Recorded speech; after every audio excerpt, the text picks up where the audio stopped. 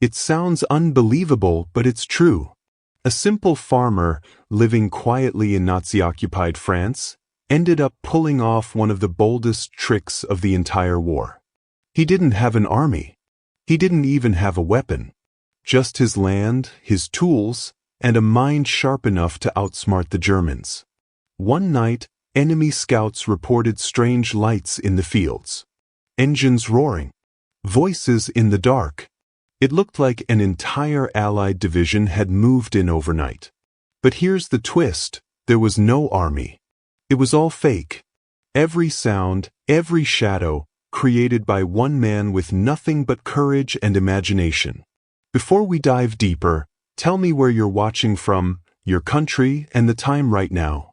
It's amazing seeing people from around the world uncovering these hidden stories together. The year was 1944, a time when every sunrise in Europe carried both hope and fear. France had been under Nazi occupation for years. Villages were quiet, but it was the kind of quiet that hides danger. Every day, German trucks rolled through the dusty roads. Soldiers searched homes. Posters of Hitler hung on every wall. People spoke in whispers, afraid that even their walls might be listening. In the middle of that tension, in a small village near Normandy, lived a farmer named Louis Moreau. He wasn't anyone special, not a soldier, not a leader. He was just a man who knew how to grow wheat, fix fences, and take care of his animals. Before the war, his life was simple: sunrises, soil, and the rhythm of the seasons. But war changes everything. When the Germans arrived, Louis watched as his peaceful land turned into a checkpoint.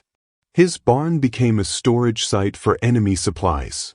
His fields, once golden with crops, were trampled by boots and tire tracks. Every time he looked at his farm, it felt like he was staring at a battlefield, not of weapons, but of pride and survival. He saw what the occupation did to his neighbors. One man disappeared after hiding bread for a passing soldier. A family down the road lost their home because they were accused of helping the resistance. Louis knew that silence meant safety, but it also meant surrender. He wasn't a fighter, but inside, something started to change. He couldn't lift a rifle, but he could lift an idea. He began watching the Germans carefully, where they patrolled, how they moved when they got nervous. And slowly, a wild plan began to form. If they were going to use fear and deception to control people, maybe he could use fear and deception to fight back. One man, one farm, and one unbelievable trick that would make the Nazis believe in ghosts. Louis didn't have an army. He didn't even have allies close by. But he had something the Nazis never expected: creativity. It started one evening when he overheard two German officers outside his barn. They were talking about how Allied forces were planning something big in the West. The officers joked that the countryside was crawling with spies and phantom units, imaginary armies meant to confuse them. Louis froze when he heard that phrase, phantom units. An idea began to take root. What if he could make them believe that a real Allied division was hidden near his farm? It sounded insane, but so did living under Nazi rule and pretending it was normal. That night, Louis walked his land, step by step, under the dim glow of the moon. He studied every hill, every ditch, every tree line. He imagined where tents could stand, where fires could burn, where soldiers might gather. In his mind, he began to draw an invisible army, a ghost army. The next day, he began quietly collecting materials.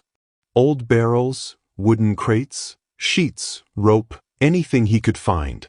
He built fake tents by stretching cloth between poles. He carved outlines of tanks using logs and painted them dark with soot and mud. From a distance, especially at dusk, they looked convincing. He even made fake tracks in the dirt, dragging heavy chains behind his tractor to mimic the movement of vehicles. At night, he placed oil lamps behind thin sheets to create the illusion of campfires and moving shadows. Sometimes, He left old boots and tin cups lying around where German patrols might spot them. It was risky. If they discovered what he was doing, Lewis would be executed on the spot. But he kept his nerve. He knew that in war, the mind could be a weapon just as powerful as a gun. And soon, the illusion began to take hold. Local villagers whispered that Allied troops were hiding in the hills. German scouts started reporting strange lights and noises near the farm.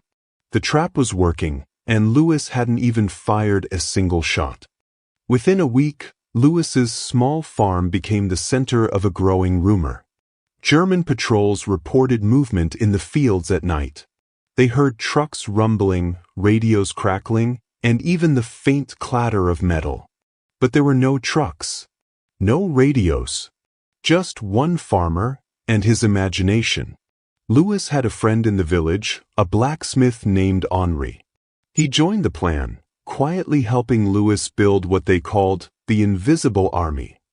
Henri rigged up metal sheets that echoed when struck by wind, creating distant engine sounds. They hung them in trees, and when the breeze blew, it sounded like tanks idling far away. Lewis even borrowed a trick from local hunters. He tied ropes with tin cans and metal scraps around the perimeter of his land. At night, when the wind pushed them, it sounded like footsteps moving through the fields, dozens of them. Soon, the Germans began to panic. They sent scouts to investigate, but every time they approached, they found signs of soldiers, tracks, campfire ash, and strange noises. They started firing flares into the night, expecting an ambush. But nothing appeared. The illusion was working better than Lewis ever imagined. Word spread up the German command chain that Allied forces might be preparing a surprise landing near the coast. Reinforcements were called. Tanks and troops were redirected away from real Allied targets, all because of one farmer's trick. For weeks, Lewis kept the ruse alive. He changed the layout of the fake camp every few days so it looked active. He moved the lamps, created new vehicle tracks, and even used his animals to stir dust during the day, giving the illusion of constant movement. At one point, a German officer came to question him directly. Lewis stood calm, pretending to be an old, tired man who knew nothing. He complained about how soldiers kept ruining his crops, how the war had taken his peace. The officer left convinced. This was just another simple farmer. But behind that calm face, Lewis was running one of the most effective deceptions of the entire war. Weeks later, when Allied forces really did begin their advance through Normandy, the Germans were still distracted, chasing ghosts Lewis had created. By the time they realized there was no hidden army, it was too late. The Allies had already gained ground. Lewis never bragged about it. He never told his full story publicly. But the people in his village knew. They said, he fought the war without firing a bullet, and won.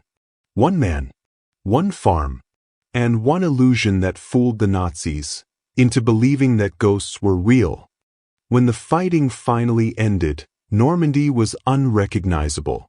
Fields were torn, homes shattered, and the quiet countryside smelled of smoke and metal. But amidst the ruins, the people of Lewis's village had survived, partly because of his trick. The German forces, distracted and confused, had pulled men and resources away from nearby areas. That meant fewer soldiers searching homes, fewer arrests, and fewer executions. The Phantom Army had bought the villagers time, precious days that saved lives. When the Allied troops eventually pushed through, locals told them stories of the strange lights and noises that had fooled the Germans for weeks. Some officers laughed, thinking it was just folklore. But when they visited Lewis's land, they found the remains of fake tents, soot-blackened barrels, and rope lines still fluttering in the wind. The illusion was real. Lewis didn't call it heroism. In fact, he rarely spoke about it at all. To him, it wasn't about glory or recognition. It was about doing something when everyone else felt powerless. He used what he had, where he was, to protect the people he loved. The villagers never forgot. Every harvest season, they'd tell new generations the same story about the farmer who created ghosts to scare away an army. To them, it wasn't just clever, it was symbolic. It proved that courage doesn't always wear a uniform, and that sometimes a small act of defiance can ripple across history. Years later, historians discovered that German intelligence reports from that region mentioned an unidentified Allied encampment in the exact area of Lewis's farm. His trick had been recorded, a ghost army that officially never existed. Decades after the war, Lewis's name appeared in a local museum in Normandy, not as a soldier, but as a civilian hero. Visitors still stop at the exhibit that shows a faded photograph of his farmhouse, a few rusted oil lamps, and fragments of old fabric once used as tents. Beside it, a single line reads, "One man's imagination can be more powerful than an army." Lewis lived the rest of his life quietly, just as he had before the war. He rebuilt his farm, replanted his fields, and rarely spoke of what he had done.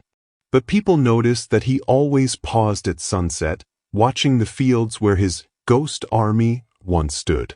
It was as if he could still see them, flickering lights, long shadows, and the echoes of an invisible resistance. His story slowly spread beyond the village. Writers, filmmakers, and historians began calling it the farmer's illusion, a symbol of psychological warfare done with nothing but courage and creativity. In classrooms, it's told as a reminder that war isn't only fought with guns and planes, it's also fought with ideas, with wit, and with heart. Lewis's deception didn't just fool the Nazis, it inspired others to think differently about what resistance really means. It showed that bravery doesn't always look dramatic. Sometimes, it looks like a man pretending to be ordinary, while quietly changing the course of history. Even today, when people visit Normandy, they walk through that same farmland. Nothing remains of the fake camp, but the soil remembers. The story still lingers in the air, of a man who turned fear into a weapon and imagination into victory. Louis Moreau may not be a household name, but his ghost army will never fade. It stands as a reminder that in the darkest times, even one voice, one spark of creativity, can outshine an empire of fear. Lewis's story reminds us that courage doesn't always roar. Sometimes, it whispers, through clever ideas, quiet defiance, and the will to stand up when it matters most. He didn't fight with weapons or armies. He fought with imagination, and won. His ghosts may have faded, but his message still echoes. Even when you feel small, your actions can ripple far beyond what you'll ever see. If one farmer could outsmart an empire, imagine what you could do with your own kind of creativity and courage. Thank you for watching this story. If you enjoyed it, make sure to subscribe. There are many more hidden stories like this waiting to be told. And before you go, I'd love to know, where are you watching from, and what time is it right now? It's always incredible to see people from around the world keeping history alive together. Until next time, stay curious, stay brave, and remember, even ghosts can change the course of history.